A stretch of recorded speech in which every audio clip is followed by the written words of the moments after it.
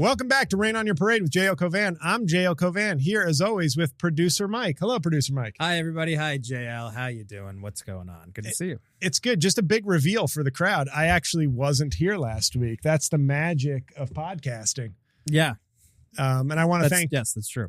I want to thank everybody who responded to the movie podcast the same way you responded to the NFL podcast. So apparently my fan base is the group of Americans who like neither football nor movies. I told you I disagree with this take. I do think that we had some strong support in the comments from the Rain on Your Parade community. Raindrops, we'll call them, from the Raindrops. That they were into the movie stuff. Let me tell you something about takes. Yeah. If you will not give, I'll take. Fine. He will not give, I will take. Oh, Joey Zaza, R.I.P. Zaza! Oh, man. Godfather 3, no bad movie gets talked about more in this room. Yeah. But yes, the people, I think what I was just saying, and then we'll move on, is that I'm disappointed that we get on hot topics or topics that hit my algorithm better, usually sort of politics, current events, things like that. We do get a major boost, but the disappointing thing is, like, you'd hope, hey, if you like that, why don't you stick around? Why don't you be a regular listener rather than letting the algorithm decide when and where you hear and see my stuff? Yeah. It's not that the core base is not following us. It's just we want to move beyond the base. Unlike Trump, we want to move beyond our base. Yeah, we're trying to do more. But as everybody can see, the streak continues. People said I couldn't do it, that I was too fat. I didn't have enough clothing that fit, but I got my Harris Walls t-shirt in the mail. So yeah, he's really trying, folks. September, Mike. September, we're basically is a wrap on shirts. So now I'm going to have to find a new fall-winter rotation. You're out of shirts? Out of shirts that don't make me look like 10 pounds of shit in a 5-pound bag. Oh, my God. Well, I thought I would lose weight, but this year has been very trying on my mental and physical health, so it didn't happen the way I thought it would. And I don't know if it will. And I think I have an injury in my right shoulder, which I've told everybody, and this is a warning to the community. After what I went through with my left shoulder, which is not my dominant arm, and how that basically took a year of my life from me, I said, if my right shoulder requires surgery, I'm just going to ask the surgeon to euthanize me. No, get out of here. Propofol. Give the propofol. So I hope it's not the case. I hope it's just inflammation and maybe a strain or something like that. But I know it's always the worst case scenario with me. So let's move past that, folks. Guys, let's talk about the only thing you'd like less than the NFL and movies. Shows that I'm going to be doing this Saturday in New Jersey. Once again, last chance. Okay. You'd see Springsteen, you'd see Bon Jovi. Well, there's a third New Jersey icon that you can see for a lot cheaper than those two. And it's me at the Williams Center in Rutherford, New Jersey, 7 p.m. doors open. Show starts at 7:45. It will be a great show. It's me as Trump. It's our Making Podcasts Great Again live show. I'm telling you, if you like my impressions, if you like the Trump stuff, you'll really enjoy this show. So get tickets on my website or at thewilliamscenter.org. After that, weird announcement here because I have other shows. Just go to my calendar for all the other shows I have. Chicago, big shows coming up in Chicago, Pittsburgh, New York City, Emporia, Virginia, Hartford, Connecticut, Princeton, New Jersey. Those are all on my website with links.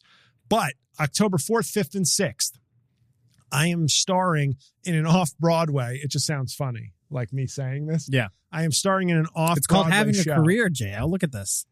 Sort of. An off-Broadway show called Dictator for a Day. I play Trump, and there's two of us playing Trump. One guy is doing songs as Trump. I'm doing the monologues. It's a very funny show, and I can vouch for it because I've basically written 90% of my part or adjusted the Trump parts to fit my Liam Neeson-esque unique set of skills, particular set of skills. So that link is on my website as well, but it's October 4th, 5th, and 6th. We'd obviously like to fill the crowd because really what this is about is filming the shows to either put them on a streaming platform or market the show as a live sort of off-Broadway show. So the more people that are there, the better. Ticket links are on my website.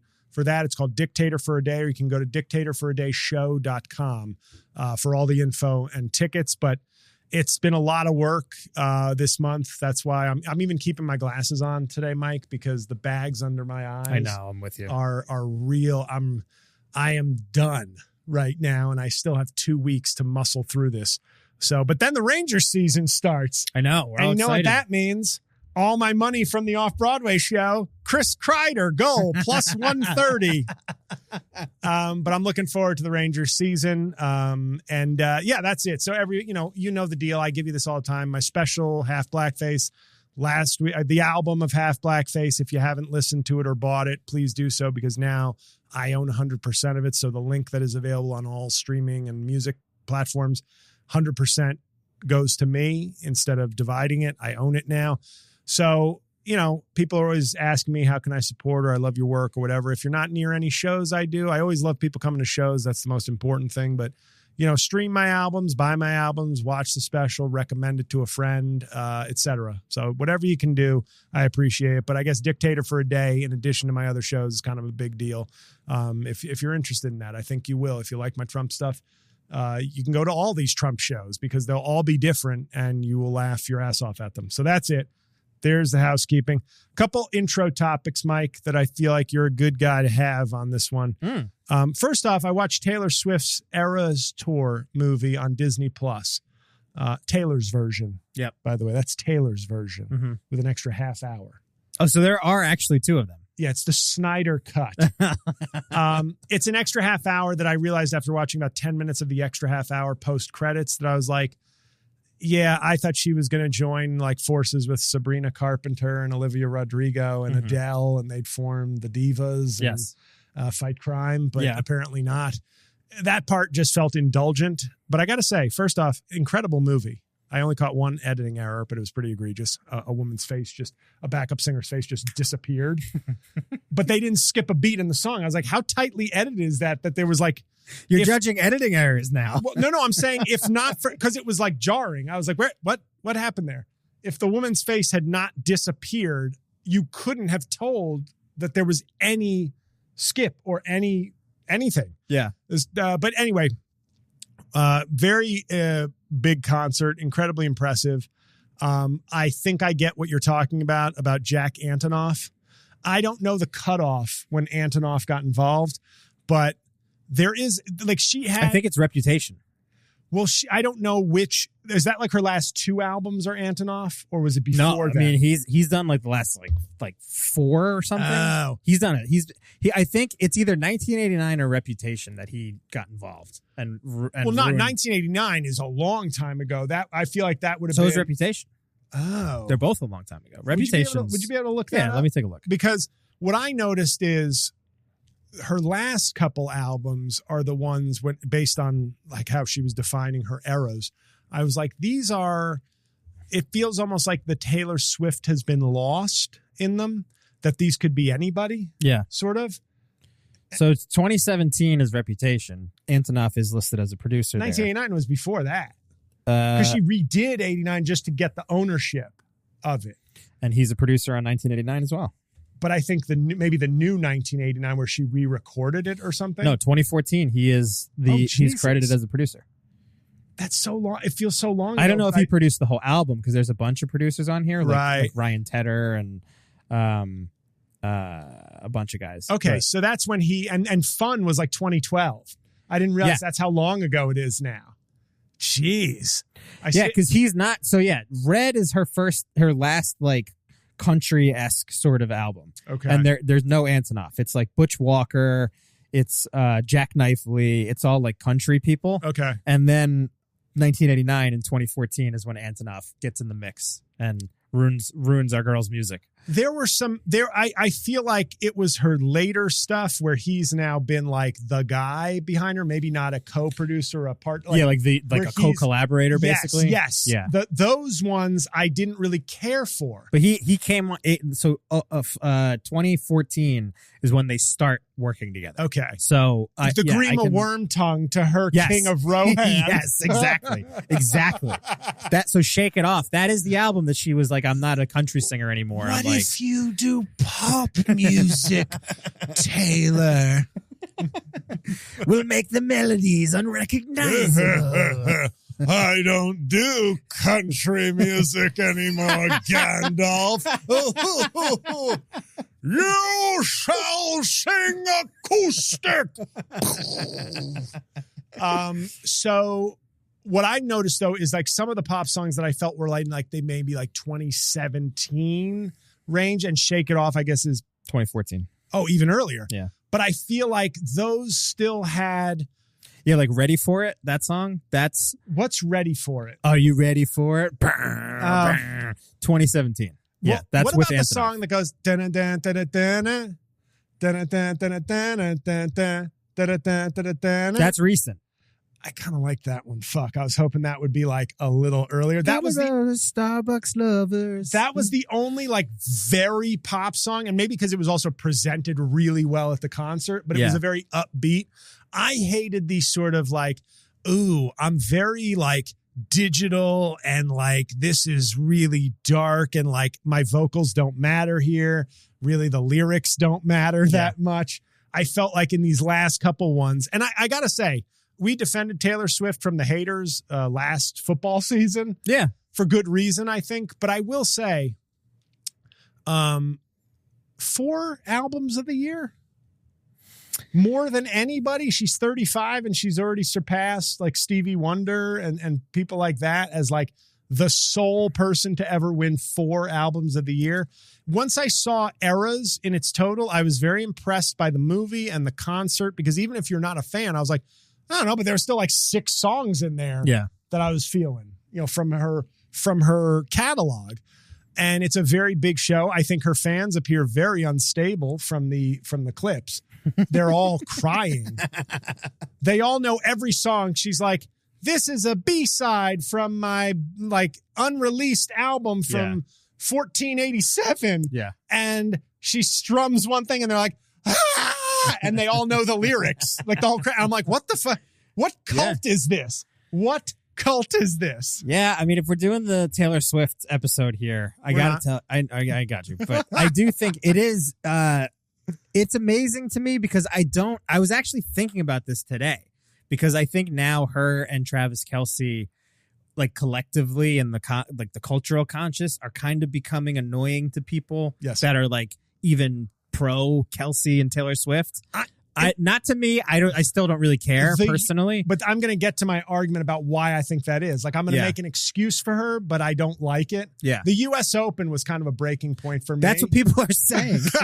Because like him in the bucket hat and like they're just like, It's this like, I'm always not like, it's like the Truman Show at this point. It's like you're always a character in the Taylor Swift movie. Right. And like I've always said, watching her perform, I was like, you know what? All the sultry looks and the dance moves and the swagger. Perfect. Yeah. For a performer, dynamic, beautiful, great. Yeah. Incredible. I mean, 3.5 hours, the stamina, the choreography, what went into the show, that she was doing this show like several times a week for months. Incredible. I think, and this is my defense of her in a weird way, if I was like a criminal trial, like the annoying Taylor Swift, the people have charged you with 1st-degree felony annoying. How do you plead? Not guilty. Yeah. And here's my backup. Like, it was this, I think you can't turn it off. She is at a level, just like Michael Jackson took the weird path of megastar. Right. He took the weird path. He didn't take the look at me all the time path. He took the I'm fucked up. Yeah. I'm weird. I'm going to hang out with animals Yeah. and be alone, and then I'll drop a cool album and I'll walk around in sunglasses hidden. People will lose their shit every time I perform. Yeah. And then I will go away and do weird things and have and bad things and well, you know, I mean, do you know your ancient Greek history? Wow. It's called mentorship, Mike. Distance. And then you have the Taylor Swift method, which is I am a superstar who does not turn, because it's watching her walk out onto that stage from some of those camera angles. I have said this at concerts with Laura. Like, I've done shows in front of 1,000 people and I'm like, whoa. Yeah. Then there's the being in an arena watching like 70,000. some guitarist just fucking rip a solo and it's 20,000 people in Prudential or Madison Square Garden. And you're like, oh my God, of course they do drugs and go nuts after, because the high, the body was not built for this level. Like, my God. Yeah. Then you're Taylor Swift alone, by the way. Her band, she is the star. Like, everybody is backup. It's not like she's the front woman. She's it. And she's walking out on a stage and I'm intimidated just looking at the camera angle. I'm like, you're in the middle of SoFi Stadium. It's packed with people who worship you and you're murdering it. Yeah. It's like, I think she's taken the path of like, every time I'm out, I'm always on, not because I'm on, but because it's like a coping. It's like, how do you turn off being on when your on is greater than almost everybody's on who's ever lived? I think it's weird because I actually think she's being herself. I think there's enough of a sample size where I just think she is kind of like annoying and dorky, frankly. I think Kanye traumatized her. I think maybe because when she got that award, that was like, it was almost like she was like, fine. Now everywhere I'm going to always be the center of attention. Like, it's like the in memoriam part of the Grammys doesn't require you to dance along, Taylor. Yeah. Take that one off. Yeah. But she's like, oh, you're big into jazz cello, Taylor, and hip hop, and kids music, and the comedy category, and the in memoriam where they're talking about people who died. Like, she's never, it's like during those awards, I find her the most annoying. On stage, incredible. I didn't even mind her when she was just cheering on Travis Kelce. I wasn't one of those, as we know, we did an episode. I was like, who gives a shit? Like, it's fine. Yeah, she's a huge star. She's bigger than the NFL. It's working out for everybody, really, except haters. But the U.S. Open really was like a point where I was like, this is enough. Something has happened in this weird moment for me. But I like I said, I think watching that movie brought into real terms how huge she is. But this is the thing, and this is where I get stuck with her. And it's gonna sound like I'm being a hater, and I'm not. Shake it off, Taylor. I just don't really understand it. I still don't. And I liked her music, like we've talked about this or whatever, like those first, really before Antonoff got involved, I did like her music. I didn't think it was bad. I don't even think her music now is like bad, but I guess that's the thing. I don't think it's good either. Right. Like, is she a great singer? Could she be music's female Tom Cruise? Where like you are bigger than the simple, how good is this song? That you are like a musical star that is just sort of reached this height where it no longer even really matters if you're just doing good or great music. Like Tom Cruise goes in a movie and I'm getting what I want. I'm getting Tom Cruise. It doesn't mean Mission Impossible 7 is his best movie, because it's not. Well, I think, it's weird because I kind of always felt this way about David Bowie. I always liked Bowie, and I do think there's strokes of genius in a lot of his work, and there's a lot of his songs that I like and think are great songs. Labyrinth soundtrack, I assume. Not that. And that's what I'm talking about. There is this era of Bowie where it's just, I think people were just so willing to suck him off for any reason. He had a big one, they say. I think he did have a big one. Yeah. Which is like, I haven't seen Labyrinth since I was a kid. So as a kid, I wasn't looking for his cod piece, but I've heard people say it's very distracting. The lawyer that I dated, she was like obsessed with Labyrinth. She said that was like the thing that made her like become sexual as a kid. was David Bowie in Labyrinth. I swear to God. You wanna be a lawyer? But I just Crazy. Can we have her as a guest on the show? She doesn't talk to me anymore. Will she talk to me? I doubt it. Okay. I am a lawyer. Unless you're representing me for bothering her, I don't think your paths will ever cross. But the strangeness of what you just said, you're moving past too quickly.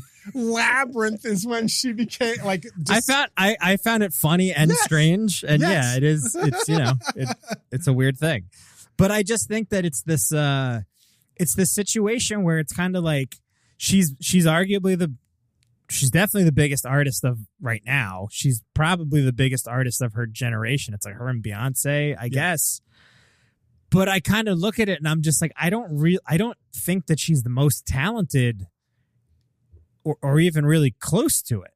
Like she's not as good of a singer as somebody like Adele or like even Ariana Grande or Beyonce, right? And you kind of just she's not like a great musician.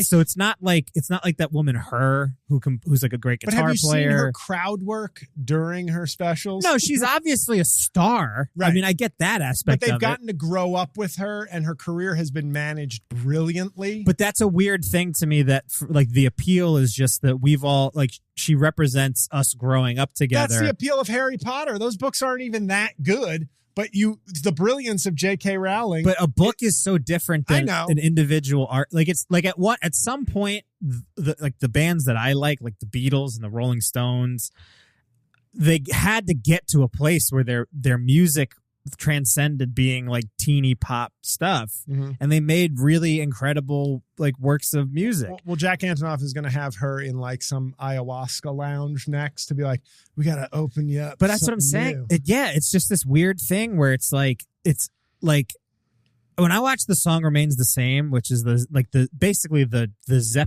Led Zeppelin like film from when they were concert film. They're at the Garden. It's somewhere in the 70s. It's like them at their peak. Okay. And it's just it's unbelievable how good they are.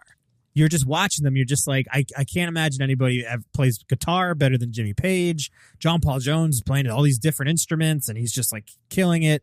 And John Bond, like all four of them, you could argue at that moment in time, they were just like the best at what they did. Like best singer, best guitar player, best bass player, best drummer. The four of them just on the stage doing and you're watching it. It's like mesmerizing because you're just like, how could anybody ever do this? That's what I felt when I attended one of Diddy's Freak Fests. Oh, good God.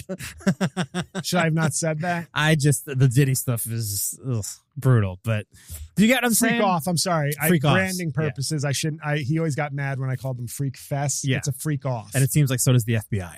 They prefer freak off as well. Yeah. But do you get what I'm saying? Am I making sense? No, you're absolutely making sense. It's not that she's bad. I don't think she's bad, and it's not like me hating on Taylor Swift. It's just the lack of understanding of just like I just don't really know. Because even Michael Jackson, who questionable legacy, but you were right when he would emerge. It's Freak Off Junior. Freak Off. You're right. When he would emerge with new music, you were kind of just like, whoa. This is fucking Thriller. Can I tell you one of my jokes about Michael Jackson? Sure. I said, if you listen to his album titles, he was trying to warn you. Bad. I'm giving them in order. Thriller. Yeah. Bad. Dangerous. And was Blood on the Dance Floor after that. And then Invincible. Right. So once he gave you 4 titles where he was warning you to keep your kids away from, he's like, I'm invincible. Yeah. Okay, I concede. You can't get me. Weirdest thing on that album, which isn't bad, Invincible, is that song You Rock My World, the intro with Chris Tucker. Yeah. Where like Chris Tucker's like, man, you can't get that girl. Like, I can get her. No, you can't get that girl, Mike. Watch me. And you're like, ew, ew. I don't believe you, sir. Yeah, that's gross. It was actually the only thing worse than like Nathan Lane trying to be straight in the birdcage. Yeah. Was Michael Jackson trying to be a player. Yeah. It was so bizarre. I can get her. Watch me. Boom, boom, boom. good song. But yeah, anyway. Well, I just wanted to start with that. We should probably take a break. I think we are just going to make this the Taylor Swift Shohei Ohtani episode. The collab you didn't realize you needed. You came back from the road and you needed to decompress. Right. About sometimes. But with Taylor Swift, I was impressed by the movie, and I there is something about, like, I think she's very attractive, but it's weird. It's the same way you feel about her music, where I'm like, there's something not sexually hot about her. Right. And I dig her. Package. I think she looks, I'm like attracted to her, but you're right. There is kind of like attractive. Right. I found her brother Mike. I found her attractive, but I'm not attracted to her. I think that's a weird distinction, but that's exactly how I feel. Yeah. Like, great legs, pretty, talented, confident. You just don't do it for me. Sorry. Like, it's a weird paradox. I mean, okay, go ahead. But yeah, no, I was just but I think I was just trying to figure out, like, you know, is she's occupied this space now. And it's almost like, as a lead into our Shohei Ohtani discussion, it's almost like Taylor Swift is that person who keeps winning MVP. And you're like, yeah, I know what the advanced stats say she's the biggest star. Right. Exactly. But then I'm like, but Beyonce, not that I'm like a big devotee of like all of Beyonce's work, but I'm like, if you're looking at, like, Taylor Swift has 4 albums of the year, Beyonce has 0. Right. You look at that and you're like, and then I'm like, Billie Eilish has 1, Adele has 3. It starts to really play into the racial it makes the racial dynamics a little too obvious. Right. You know, but it's going to be, I think I just want to see that year where it's like Billie Eilish has her goth album, Adele has her big Songbird album, and Taylor Swift has broken up with Travis Kelce album, and see when they're all at their peak, who takes the crown. Yeah. Because we know one thing, it won't be Beyonce. And we'll be back with Shohei Ohtani after this break.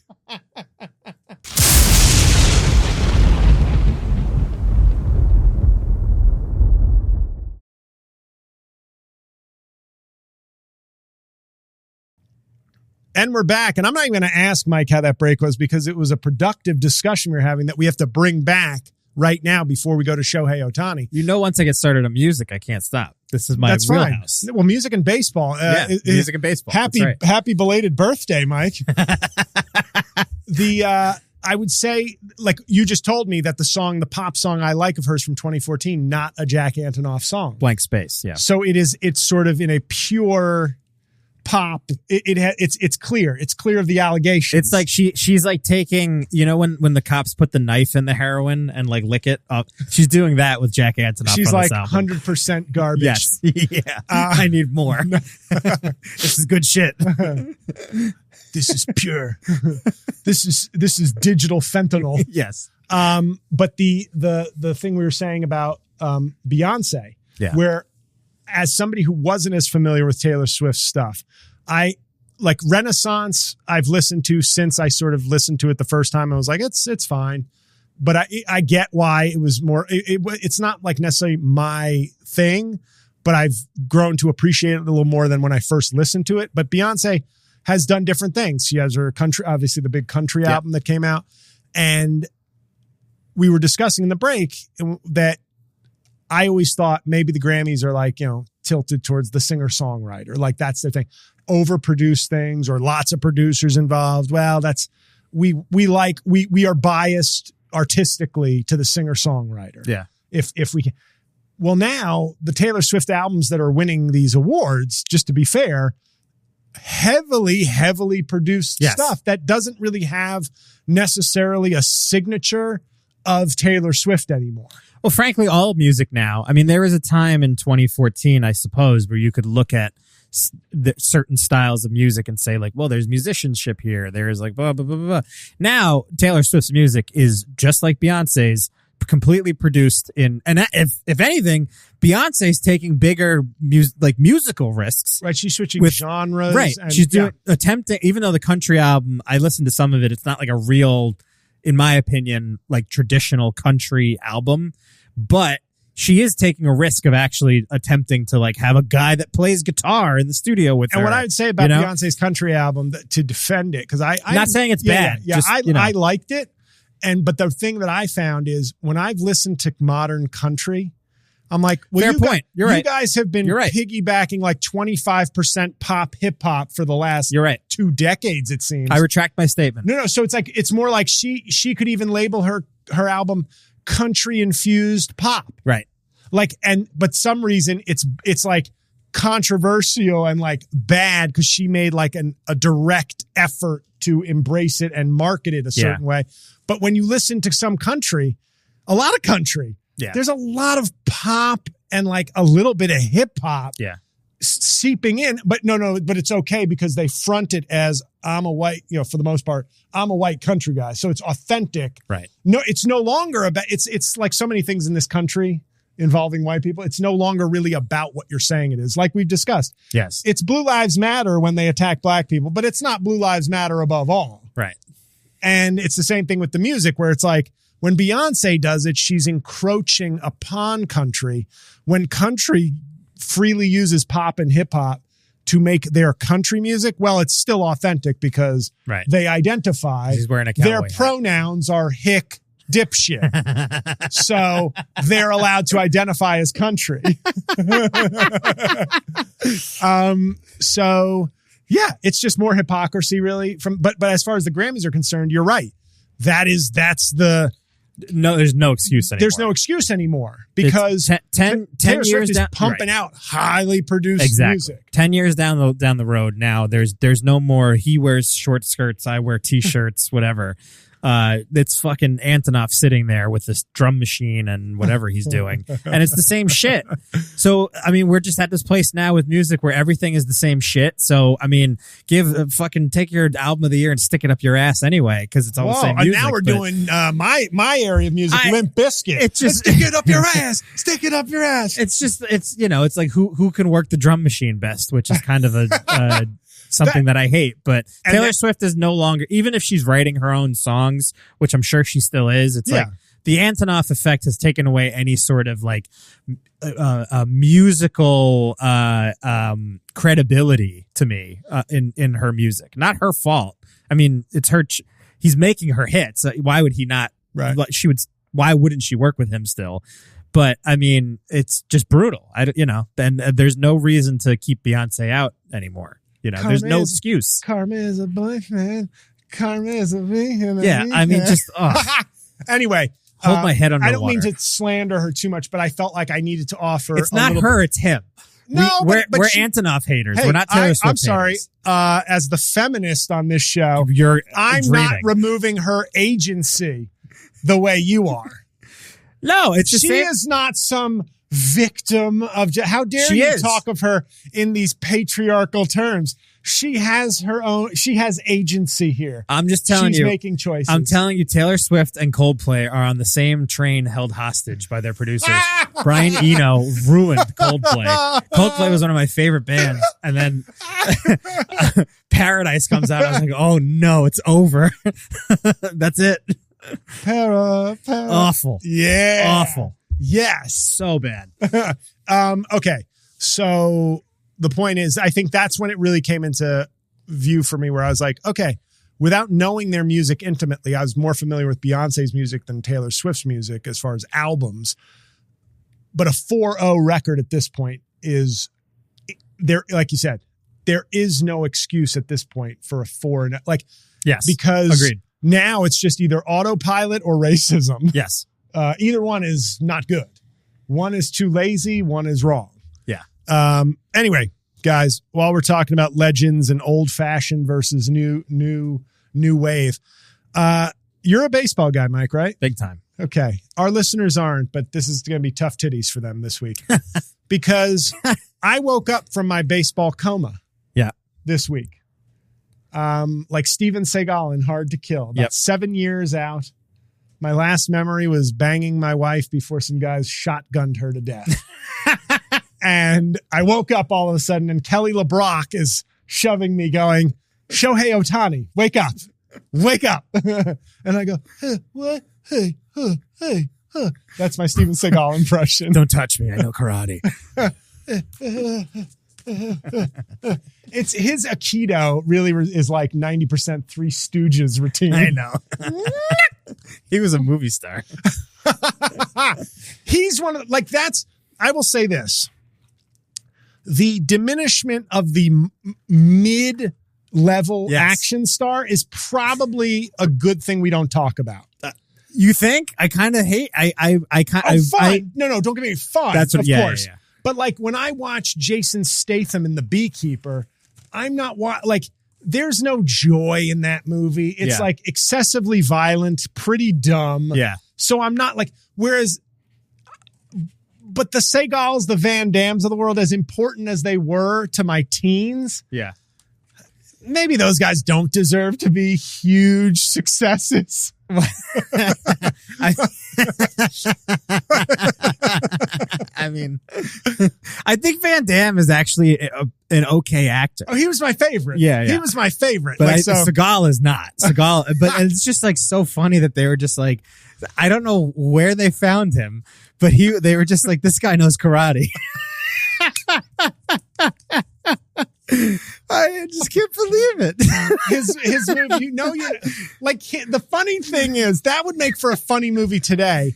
Like a guy like Seagal, like an 80s action guy trying to compete with like the CrossFit athletes doing action movies today. Didn't they kind of do that with Van Damme? Or no, I guess the Van Damme thing they did was like a fantasy about him. Like he's older, JCVD. Yeah, they did some show with him. There was a show on Amazon, and then there was also like a mockumentary sort of thing called JCVD. So he was able to sort of point, like make fun of himself. But I mean, literally a movie with like Danny McBride and Chris Hemsworth. Yeah. Like going out for an action movie. Yeah. And the movie is about like the 80s guy is Danny McBride, who's a little ass shape. He's like, come on, man, I know karate. Like I'm a martial artist. And Hemsworth is like, just doing backflips and whatever. Anyway, don't know why I got into that, but baseball, Hard to Kill. I went on an entire Sega. Anyway, I woke up because Aaron Judge kind of nudged me awake, but he's already done great things. Yes. But the 6'7", the 6'7" biracial community obviously is very excited about Aaron Judge, as we have been the whole time. But when I saw Shohei Ohtani go 6 for 6 with 3 home runs, 2 stolen bases, 4 runs, miss the cycle by a triple, thrown out at third. And people were calling it maybe the greatest individual game in baseball history. And he joined the 50-50 club. I just wrote, and this is not me being a homer or recency bias. This is me being like, hey, I'm going to give extra credit to the guy who just made me interested in baseball again. Sure. Even if temporarily. And I was just like, greatest player we've ever seen. This is unbelievable. First 50-50. And then I joked, but please give Angel Reese her credit as well. Right, which was a joke that I didn't get. You didn't get, nor did several people. I was the punchdown of the week. A lot of people did get it. And which is why I found it funny that somebody was like, well, explain your terrible joke. And I'm like, no, not getting a joke. This has been my fight with comedy the last 8 years. When you don't know something, maybe it's you. Because I'm not Dennis Miller talking about Soren Kierkegaard and comparing that to like the War of 1812 and 9/11 in my bit. I'm not that obscure, but we've become less and less about having general knowledge. We use Google to know things now. And, but I said, no, because everybody kept saying Caitlin Clark owed some of her rise to Angel Reese. So I was elevating it even more to the absurd, saying, Shohei Ohtani, good job, but don't forget to thank Angel Reese for some of the exposure you got. And a lot of people did get that. You did not. But at least you were nice about it. Yes. As opposed to the people who always assume that when they don't get a joke, it's the comedian's fault. Many people are saying they got that joke. A lot of people. Many experts. We talked to very well-respected experts who said, that's a good joke. But I wanted to discuss Shohei Ohtani. And everybody's left. Well, that's fine. I think baseball has a chance to resurrect itself. boy. No, I know. And I'm the skeptic. If you remember our very low watched, listened to episode on baseball, I'm the baseball skeptic. But I am seeing baseball at a crossroads right now where you forever fall into the path of the NHL, who have given up on being a mainstream sport. Yeah. Which is an abomination. Great sport, great athletes, loyal fan base, great to watch in person, exciting. It's perfectly paced for today's America. They respect the cops. They love the firefighters. Yeah. It's just, you know, it's just cops, firefighters, and America. Uh-huh. And so the NHL, Gary Bettman, I think he does a lot of good work with ALS. That aside, horrible piece of shit what he's done to the NHL and allowing it to go from a mainstream sport to a niche sport. Yeah. It's embarrassing. I mean, in every way, the video games are not as mainstream anymore. They're good, but they're not. They should be the NBA 2K, the Madden, the NHL. It used to be like that. Yeah. The stars of the NHL, not highlighted, not in commercials, not like everything about that sport. Okay. Baseball is not there yet. But baseball is starting to really cater, it feels, culturally, to the war people, to the win above replacement people, to the advanced metrics. Like, it's almost like, oh, I like baseball because it's making me feel like I'm part of an exclusive club. Mm-hmm. It's take me out to the ball game, not put me in a gaming chair alone while I analyze the stats. Let me sit by myself and look at pictures of women, 'cause I don't have friends. I just like stats. I am lonely and never go back. I don't know, like whatever the song would be. Yeah. You get what I'm saying, though, where it's like, it's kind of cool when you're like, oh, like, you don't want to go from main. It's sometimes bad when you're hip or you're cool and you go mainstream. Yeah. Oh, you sold out. Well, guess what, baseball? You were mainstream. You've been mainstream for 140 years. You don't. The worst thing, even worse than selling out, is going, we want to be indie. Yeah. We We want to be low key. They started working with Jack Antonoff, and that was it. Oh, God. Can you do my your modern Taylor Swift impression? All I do is this. Now I'm singing this. I do like how All you're touching your soundboard, like instinctively. You're like, I had to get the camera on me, but yeah. Yeah, baseball commissioner Jack Antonoff. It's become like, it's like the fans somehow are like, well, we're not as popular anymore. We're no longer America's pastime. That's football. Right? It's not 100%. even a question. But instead of saying, but can we hold on to number 2? Can we still be big and popular? They're like, no. Yeah, no. What if we become a niche sport and we focus on the advanced stats? Bro, can I tell you, I'm going out with this woman after our recording tonight. Wow. Who's from Portugal. You better unbutton one more button. We're hanging out tonight, and we were just texting and talking leading up to this date. And obviously, in Europe, the only thing they care about is soccer, football. Just a little help before the date. Football. So I was telling her, like, yeah, I'm not really into football, but I'm into, like, I'm a big baseball fan, or whatever. And she's like, I don't even really think I don't think I know anything about the game. Do you want me to just call the date for you? Do you want to just, like, what do you mean? Just cancel the date now? This cultural barrier? She was saying, she's like, we should go to a game and we should, like you can teach me about the game because I don't understand. She's like, I know there's 4 bases. She didn't know what a pitcher was. She didn't know. Hungry Eyes from Dirty Dancing, and you're like helping her with her swing. Kind of, yeah, in some way. So I was trying to go over all of the stuff, like, just to get her started. And I was like, dude, they're in trouble. Because I'm trying to explain this to somebody that literally doesn't have any idea, right? Like, what baseball is. Growing up in America, you just assume that everybody's like got some understanding of it. There's a person that doesn't know it all, and I'm like, she's like, well, why do they miss the ball so much when they swing at it? And I'm like trying to explain to her. I'm like, well, it's like if you're a 300 hitter, you're a Hall of Famer. And I'm realizing as I'm saying all this stuff, I was like, I am never going to get this grown woman to have any interest in this at all. And then when you start breaking down the basics of like, so if you were to tell her the stats that mattered for 100 years, like, yeah, the 3 big stats, batting average, home runs, and runs batted in. Mike, the man hit a home run. Right. No, babe. His WAR sucks. That's the thing, right? So now you get into this position where you're like, well, now people care about like OPS and OPS plus, and it's like, well, what's that? Then you have to explain slugging percentage.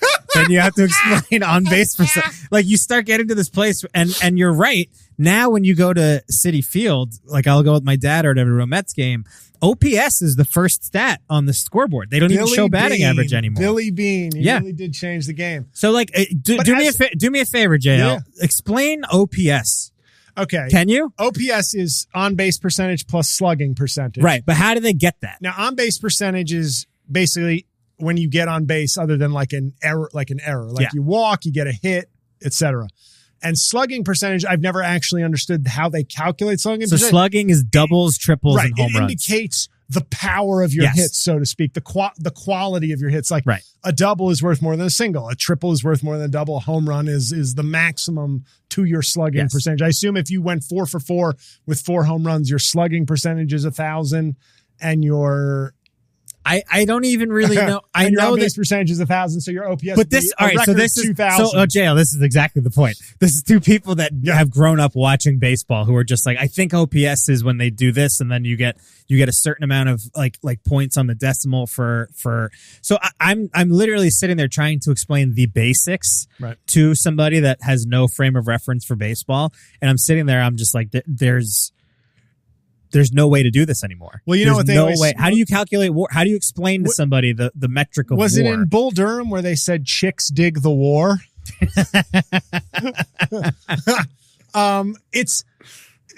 That's part of the problem is that, like, for instance, you're dating a woman who loves football. Well, we're going out. Right. You know what I'm just saying. I'm advancing this relationship. Yeah. Don't put a ring on my finger yet, JL. No. I mean, everybody knows who's listening to this podcast. All you want to be is a single wild stallion out there. But what I'm saying is, if you guys went out a month from now, I'd be like, you have playoff tickets to the Yankees, Rangers tickets regular season game, Knicks tickets regular season game, or even an NFL regular season game with a good team. I'd be like, baseball, even though it's playoffs, baseball should be your last choice, because hockey, great pacing. Like baseball is like a playoff puzzle. Game at Yankee Stadium. No, you wouldn't, because you'd be like, I want to go. Well, but sure. I'm saying if your priority is the date, baseball would be last. But you can talk more. You'd be like, it's slower, so it's more like. But I will say, for a playoff game for baseball, Shohei Ohtani, everybody, the tension is higher. But not if you don't understand the game. It's probably more like. No, I don't think that. I don't agree. I think that if you're there, not if you're watching, but if you're there, it's intense. Like, I'm being kidnapped by a Mexican cartel. I don't speak Spanish, but I know Portuguese. I know there's a lot of tension right now. It's like that. I don't know what's going on. I just know it's tense. I guess. But if she doesn't know the other sports either, then what difference does it make? Because I feel like basketball and hockey, to a soccer fan, at least hockey would make sense. Goals and offsides in hockey, it's a little different, but it's and basketball. That's why basketball and hockey, baseball's never, other than Cuba, other than like countries kind of in our shadow in the Western Hemisphere, has not caught on. Well, that's not completely true. I mean, Japan it has caught on, and good to bring us back to Shohei Ohtani. I mean, listen, the best baseball player in the world is Japanese. Here's the countries that learn baseball are places that wanted to kiss our ass or wanted to destroy us. It's kind of true. Yeah. It's like, let's beat them at their own game, or let's be like them. Yeah. Everybody else is like, bullshit. Yeah. Weird sport. Yeah. But yes, the best player in baseball is a man named Shohei Ohtani. And when I praised him, maybe too effusively, it brought out the slow down, bro. Like, and the people, first off, I'd like to dismiss the Barry Bonds people right away. Okay. That's your opinion. Yeah. I wouldn't, but No, I'm dismissing him. okay. Because the truth is people have the very weird recency bias where they're just like, they have forgotten that Barry Bonds, in my opinion, if he had never taken steroids, would be viewed as, at best, the second best player of his generation. And that I believe, without question, Ken Griffey Jr. would be considered the best player of that era. 600 home runs clean, 10 gold gloves clean, and a career arc that mirrored a normal health of a career. Barry Bonds, people love to act like he was this. Barry Bonds became a monster after, like, people will point to all these seasons he had, and I'm like, right, he was on the juice, and he was in his late fucking 30s.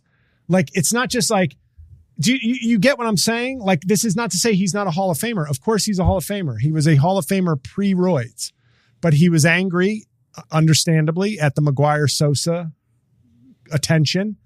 And he then he went from Barry Bonds, is he the best player of his generation, to Barry Bonds. Can Ted Williams and Babe Ruth suck his dick and eat his ass at the same time? Well, but when do we think he went on the juice? Well, anytime after 98. I mean, but I don't know, man. Even before, and he was playing in like a very friendly. Okay, I mean, I don't know. I don't know that it's as much of a slam dunk. Oh, because you're not looking, because all the stats people cite are not just the home runs. They'll be like, he had more intentional walks. Yes, because he was he hit 46 home runs in 93, 123 RBIs. He's not on steroids yet. No, I know. Right. In 93. Yeah. And then when did he hit 73? In 2000. Right. But I'm saying how old was he in 93 and how old was he in 2000? I don't know. I'm looking at his reference page, so I'm just looking at the stats. But I mean, came in in 2000 he was 35. Yeah, and he had 73 when he was 36. Okay.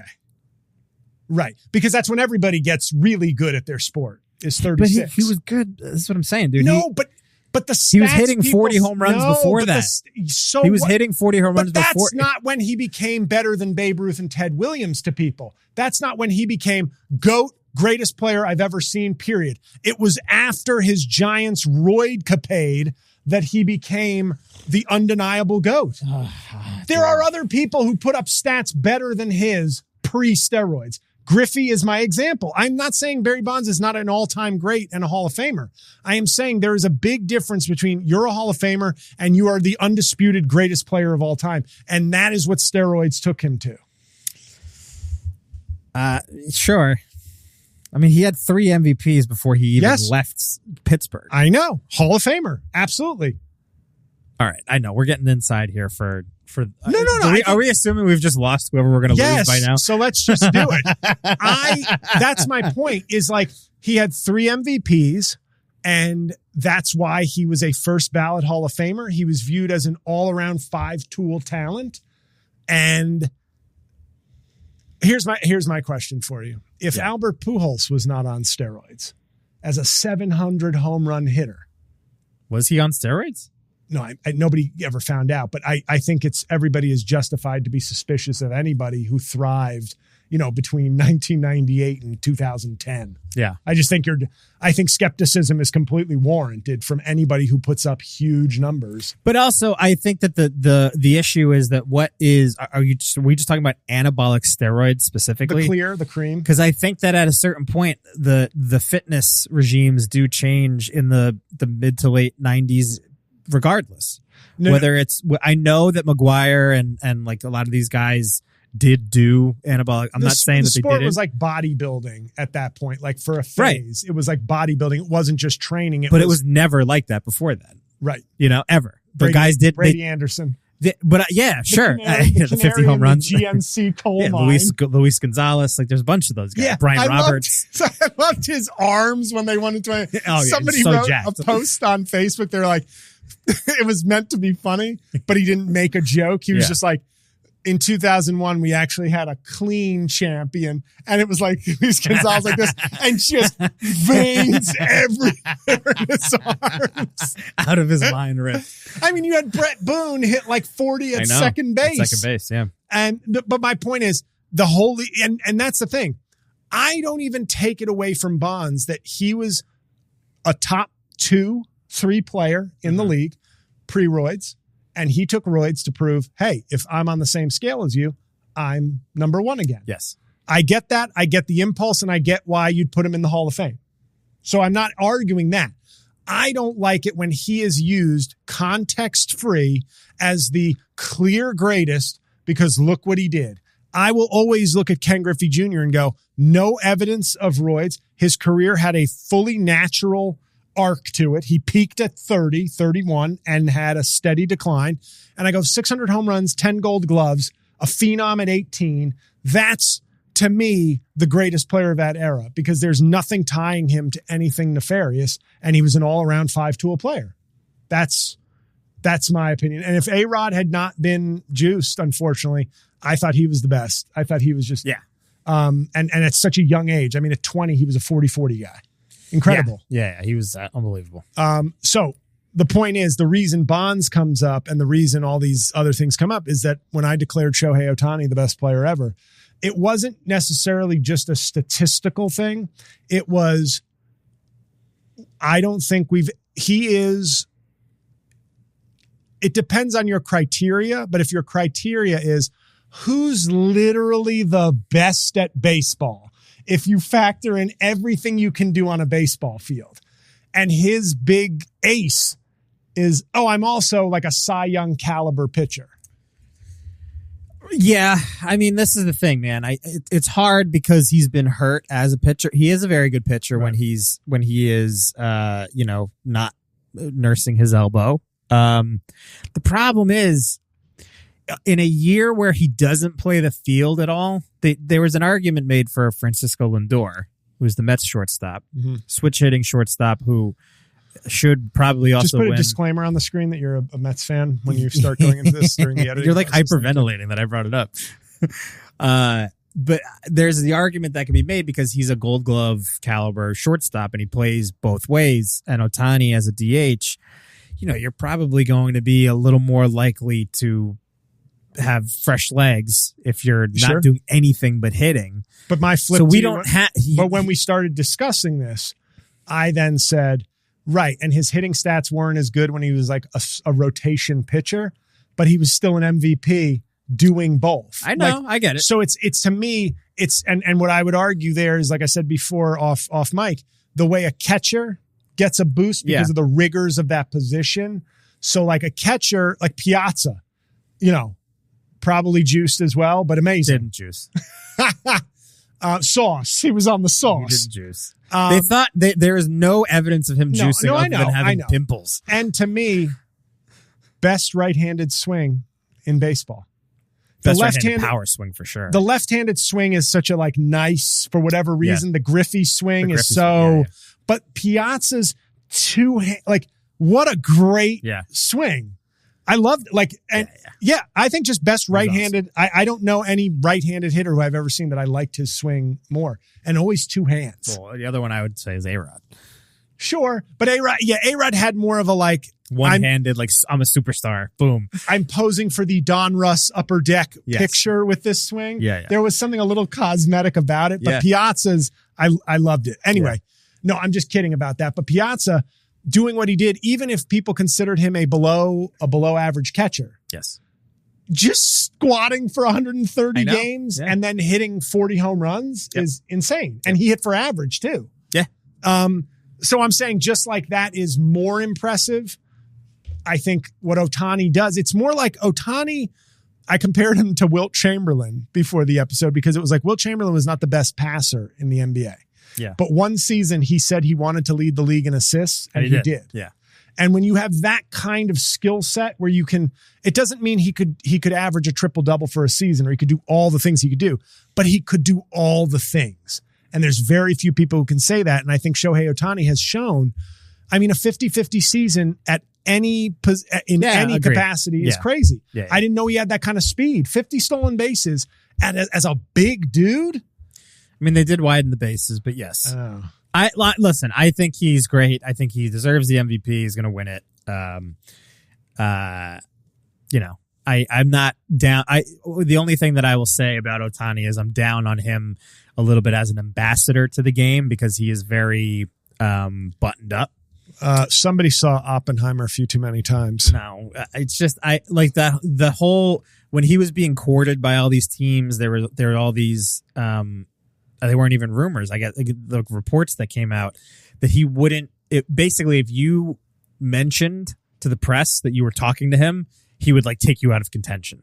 Whoa. He didn't even want people knowing who he was talking to, which is bad. Like that should be a good thing for baseball to have your best player in this free agent frenzy. Like that's what basically has built the NBA over the last decade. But that's when Rob Mantooth has to say, or Dorothy Mantooth, the commissioner, Rob Manfred. What? Is that his name? Rob Manfred, yeah. I was just making a Dorothy Mantooth joke from Anchorman. Anyway. That's my only beef. I just wish he was a little more. But I think that's a commissioner's job to sort of be like, can we have a meeting with you just before? Like, we want to, what can we do to make you comfortable? Because we need to promote you because you are great for the game. I can't, but if he is a private person, that's his right. But then you have to have a league that understands. And this is where the Gary Bettman thing comes in, where it's like, well, do you have somebody of a historic nature? You got to find a way to convince him and his agent to that's what built baseball in the first place, was that your big superstar is this mythic figure. Yeah. Babe Ruth, who fucking the press loves. Everybody loves him. He's eating hot dogs. He's playing with kids. He's, Whoa. Is not this breaking news? No. I just mean Freak that like off with Babe Ruth? No. Okay, I just mean that the Babe was very affable. And when your big superstar is very affable, I think it helps grow your game. Like Barry Bonds. And that was what McGuire and Sosa. If baseball could do it all again, they'd be like, we'd give them more roids because it was awesome. I know. McGuire and Sosa were happy ambassadors. Yes. And Barry Bonds was a surly ambassador not an ambassador. Yeah. But I think Shohei Ohtani, it was just bothering me because I think baseball is in danger of going in the hockey direction. They'll never be as small, but you're squandering your talent and then when I get grief online from people going, his WAR isn't even this, and he's this, and somebody said to me, Barry Bonds, Shohei Ohtani's OPS is this, which would be like 8th in Barry Bonds' career. Ohtani's a nice guy. And I was like, 50-50. It's very dismissive. No, and that's what I'm saying. And the Bonds people really are like, they have like the numbers, and it's just like, don't look behind any of the numbers. We've won the argument because baseball is a numbers game. Yeah. We've won. And I'm like, how many games did Barry Bonds pitch?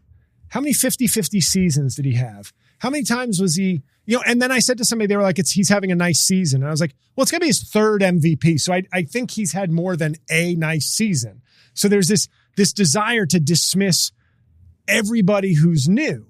Just like the Jordan fans will never accept, I think, anybody being better than Jordan. There's no world. I mean, Wembanyama could win 7 straight MVPs and they'll be like, but he did lose also in the finals and Jordan didn't. Right. So Ohtani, you got a fan. I was a fan, but I've been informed not to be anymore because your advanced metrics aren't as good as the fun. And like my analogy to this is when you go play Little League, do any of the kids brag about their WAR? No. Or even their OPS? Or are they just like, not when I was a kid. Tommy hit 2 home runs and Jimmy struck out 7 people. And that's baseball to me. Yeah. Like, that's baseball. I'm not saying we don't all have to be general managers. Yeah. I get why somebody who runs $1 billion corporation wants to get into the data and really, but at the end of the day, when Shohei Ohtani strikes out 10 people on the mound and then hits 2 home runs, I go, that guy's really good. Yeah. I don't go, well, let's take a deeper dive, Mike, because I'm not convinced from what I've just seen. Yeah. Did strike out with runners in scoring position as well. So not sure he's our guy. Anyway, I know my great listeners, we did no politics. I need a break. This one's for us. I'm in a goddamn off-Broadway show as Trump. I'm a little trumped out right now. So pardon me for taking a little bit of a break. If you bothered to listen to this, I think it was a good episode. I agree. Very pop culture-y, very for the people. Yeah. So we'll take one more break and we'll do some quick comedy talk. Right, Mike? Yes. Yay. See you after the break.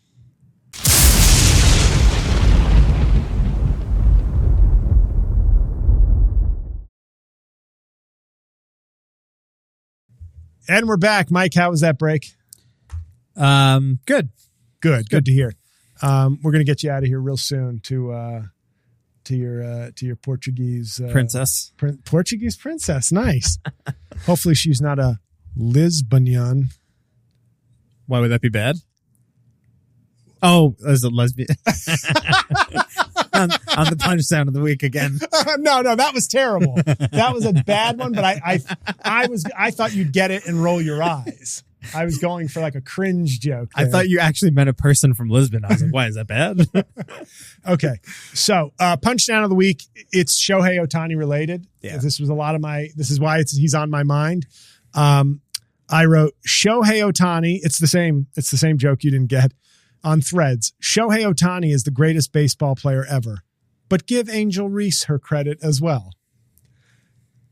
And this guy on Threads who doesn't follow me, so I'll name him George Nichols. You're comparing a generational talent like Shohei to a woman who can only rebound against smaller players. Head slap emoji. I mean, sometimes I just want people to be like, wait, this is so weird. Maybe I'm not getting it. I'm okay with you not getting a joke, but it's when why would I be I'm comparing a guy who just had a 50-50 season to a rebounding rookie in the WNBA. Like that should just be like, I don't get it. I should sit this one out. Sure. So, and as far as a special, folks, I watched Okay Mister by Dion Cole, with Dion Cole, starring Dion Cole. What do you say? For a comedy special? Like, what would you say? By? Yeah, I guess so. By Dion Cole. By Dion Cole, who he was obviously a great supporting actor on Blackish for many years. He's had a couple Netflix specials, but this was the first one I've watched. And it was one of these specials where I was just like, I see a lot of these where I'm just like, oh, he's charismatic enough that I kept watching and I laughed at some parts. There wasn't really anything, fortunately, that I sort of that would label hack.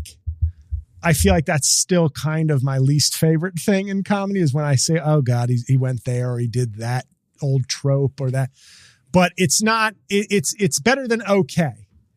But there's it felt more, some of these specials sometimes feel like, hey, you got a special in your contract. Right. You're a funny guy. Right. Get out there. Give us 55 minutes of jokes. And I don't know, to be fair, if he's a joke guy, because it really is kind of like short bits. It's not like here. And I welcome this is not a long arcing story of my journey. And it's also not like random joke, because that gets exhausting. Right. I don't know. It was fine. I'm looking for my next special. I feel like I've been seeing a lot of things that I think are like, that was fine. That was a nice way to spend an hour, but I am not the tough laugh that a lot of comedians are. Like when something's great, I love it. And I feel like I haven't seen anything great in a while, but he's better than okay.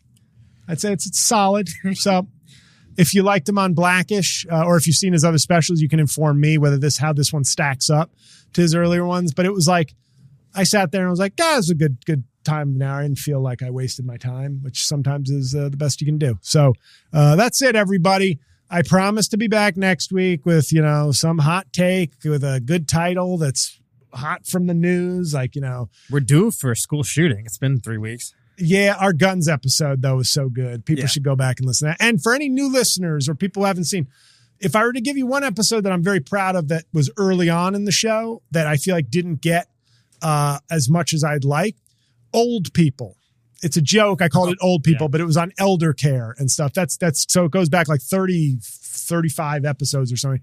But just if you have the time, if this wasn't your speed, if you prefer it when I talk issues and politics and culture, like in that way, society, go check that one out. But I hope some of you like this. And obviously we're going to get the good engagement in the comments. That's the hardcores are holding it down. Our raindrops, our true believers. Our raindrops. Thank you. The raindrops. We appreciate you.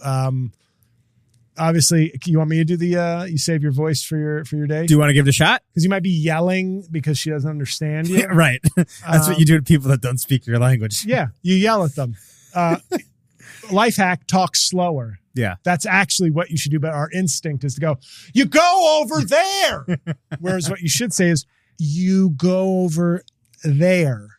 And because even when I was taking French, it was the speed of native speakers that threw me off, not the words themselves. Yeah. Yeah. Huh? I caught the beginning. After that, nothing. So we are, as Mike would say, thank you for your comments. Be sure to engage on YouTube. But we are also, if you're a YouTube person, we're also in audio product. That's right. So check us out on your preferred podcast platform. Take us with you if you're going in the car, on the road. You can listen to it if sitting down for an hour at your phone or computer is not viable. And on the flip side, if you're an audio listener, we hope you've already left a nice review on Apple and or Spotify. And if you haven't, please do that. But if you're an audio listener, go check out the video. There's a lot. There's things to see in the video that don't come across on audio. Like when I'm doing this for like 3 minutes during the opening of the show, you won't get the joke if you don't watch it. So we appreciate the support, comments, reviews, all that good stuff. Check out my calendar at jlcomedy.com. Buy an album, stream an album, watch the special, blah, blah, blah. See you at a live show. And I will see you all next Thursday. That doesn't work, Mike. See you all next Thursday. I will see you next Thursday.